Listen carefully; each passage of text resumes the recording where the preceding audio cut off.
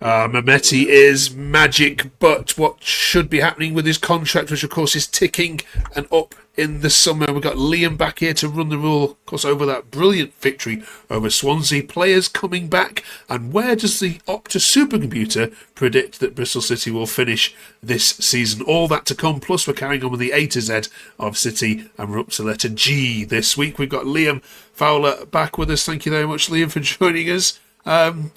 Always good to get one over the Welsh, isn't it? Yeah, it was quite a good result, really. It's a strange one. I think we had control without having control, if that makes sense.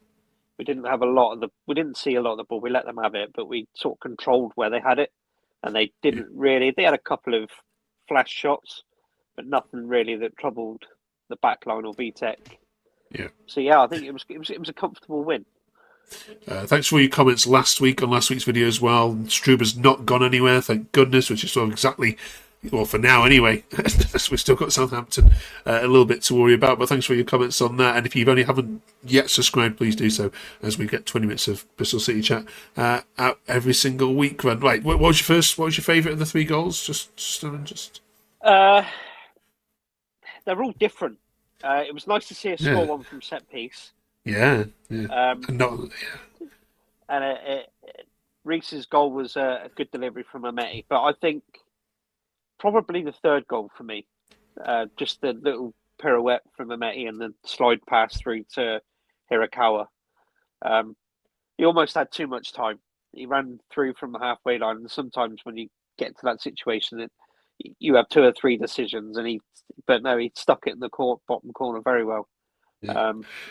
So yeah, no, it was good. It was good to see scoring a different variety of goals. Yeah. Mehmeti, of course, the assist for all 3, and that puts his stats, especially in the fantasy league, the championship, well high. Certainly, we'll be putting him in my team next week. What should happen with his contract, though? I mean, we obviously want him to stay, but should we be breaking the bank for him to stay? First and foremost, he's making me eat humble pie. Yeah, which is good. Which is very good. Yeah. I've been very critical. Wasn't going to mention it. He is finding a lot of consistency this year, which is excellent. But the longer this contract situation runs on, the less likely I think he is going to sign. Which is a shame, really, because we could, losing a player that's, I think he's got the most assists so far in the season of the championship. So I think replacing that, if he was to leave, it's going to be a big ask for any team, really. But I think with the club having the structure, the wage cap and budget they have, I think they have to have a little bit of leeway in it with this one. Because he's going to have people that are interested. There's no 2 ways about it. So I think the club needs to do everything they can to nail it down. Do you think, I mean, we've spoken here about money before and so on. If they let him walk out on a free, or be snapped up by a rival, or even higher, can you see the relationship between the board and the fans turning? Because it's been on a knife edge, hasn't it? Really, I mean, the fact you're doing well has probably silenced a few doubters, but the money hasn't been there. But I don't think they've had that situation before with the likes of Jeju letting them walk for free. I don't think they'll do that. I think if it'll be a case of if we can't tie him down by the end of January, they'll try and sell him. But yeah, I think it. Not, I wouldn't say it could get toxic, but I think there is a small section of fans that not necessarily against Lansdowne, but I think that will add fuel to their fire against him. Yeah. So either way, the club have got to do. They have to try and get him to stay, whether they will or not. It's the same as Zach Viner. His contract's up at the end of the season as well, so it'd be interesting to see what happens there. Apparently, they have been offered deals, but nothing's been agreed or anything yet. So I guess it's one of those time will tell situations. Absolutely. I mean, your position in the league should hopefully be a lever, wouldn't you? To think that, what are you? With 4th and sitting comfortably behind Middlesbrough as well, and we never know what's going to happen with them yet. So, I mean, that second place is it's right up for the taking, isn't it? Let's be honest. Yeah, it's another tight league table when you look at it. But I think with us having hitting the playoffs last year and being in the mix already this season, it has to have some bearing on the players' thoughts.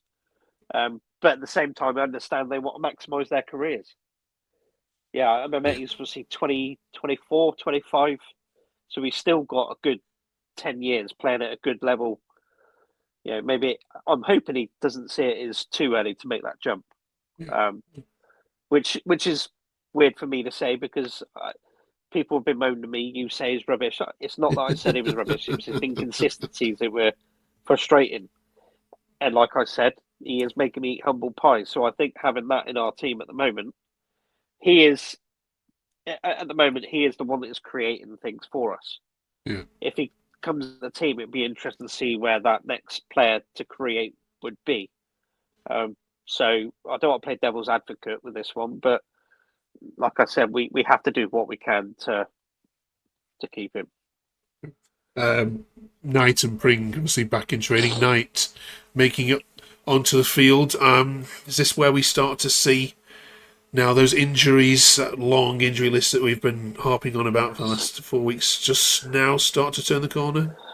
Hopefully. I think I read somewhere that McNally won't be playing this year. He's had to have 2 further operations on his knee. Joe Williams is looking likely that he's not going to play this season. I think I read that. It was either after Christmas or he's had a few setbacks. Max Bird's after Christmas. Rob Atkinson's Christmas.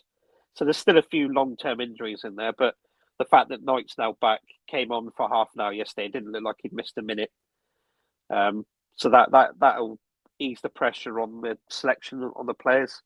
Good to see Pringer back amongst it. He didn't get on the pitch yesterday, which I thought it could be a case of not rushing him back too easy. He's been training, getting back within the system. I think we might see him play on Wednesday against Wrexham, albeit 10-15 minute cameo from the bench. So yeah, I think having a couple of players come back. Borges obviously was back. He only missed Watford, but he was back. McCrory was back. Sykes was back. So yeah, but I'm hoping it does start to become a bit of an injury-free squad, because I think when that happens, we'll have that ability to rotate players and freshen things up when we can, which I think is where we've struggled recently. Such an opportunity to get out of this division once and for all. A decent settled squad with a decent manager now, decent goalkeeper. Yeah, and yeah, the whole league just wide open. Absolutely could be Bristol City's to lose. Fingers crossed. Wrexham and Portsmouth then, 2 away games in the space of 4 days. It's going to test the squad a bit, isn't it? How does he play this one? I think he's going to have to rotate. He's able to rotate a couple of players in and out now. I think I think yesterday when Hirakawa came on, when Twine came off, I know we've had a 2-week break, but Twine had run himself into the ground yesterday. So I'd like to see Hirakawa come in on Wednesday. I wouldn't necessarily start Knight Wednesday. I'd probably give him another half hour, 40 minutes, and then get him in the lineup come Saturday when we play Portsmouth down at Fratton Park. Like I said, I think we'll see Prig. I think we'll see him gradually get his minutes increase game by game. Yeah. So yeah, there's options again, which is nice. Nice. It's the first time you played Wrexham in a long, long time. Are you behind the fairy tale story of how they've come up, or are you one of these a bit more cynical of? It's. I wouldn't say it was a fairy tale. I mean, they, like you said, they pumped millions into it, which is nice. They've got that ability to do that. I wouldn't necessarily call it a fairy tale. It's nice to see them rise up through the leagues, but if you take that money back, they'd be in the National League still. So it's one of them. It's 6 of one, half dozen of the other. So I just hope we go out there and put them to bed. Join us next week. We'll have the reviews of the full team on both of those. We're up to letter G in our A to Z this week. So we're talking about goalkeepers to represent that letter. Not good ones, though. We're asking for your comments. We'll read some of that this week on dodgy goalkeepers. Who's the worst? that you've seen between the sticks. So let us know. Let us know your thoughts on this one. Liam, can you recall the worst goalkeeper you've seen? I think I've got two in mind. In the time that I've been there watching, we had Stefan Marinovic. I think he came in for one game. Didn't see him again after that. And then a few years back, we had a German, Fabian Giefer, that was on loan for the second half of the season. He was substandard as well. So there's a couple of names there to throw straight. And I would also possibly even put David James in the mix. You will bring him up. Calamity James. He was 10th in his career, 40 years old.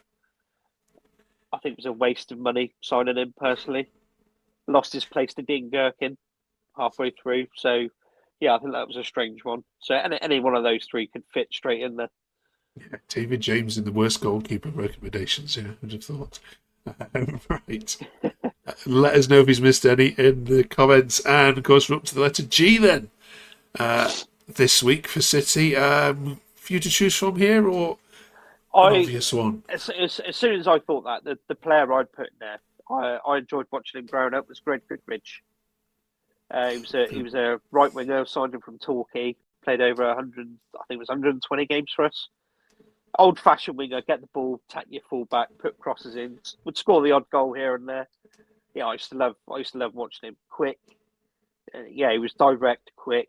Yeah, I really enjoyed watching Greg Goodridge playing on the right hand side. Bro. So that's the one I'd throw straight in there. Okay, who's he missed though? Let us know. In the comments, we'll read some of these out next week. Right, the team have come down with illness this week, so thank you. And I know, Liam, you've struggled yourself there through that, so appreciate you doing that through your flu.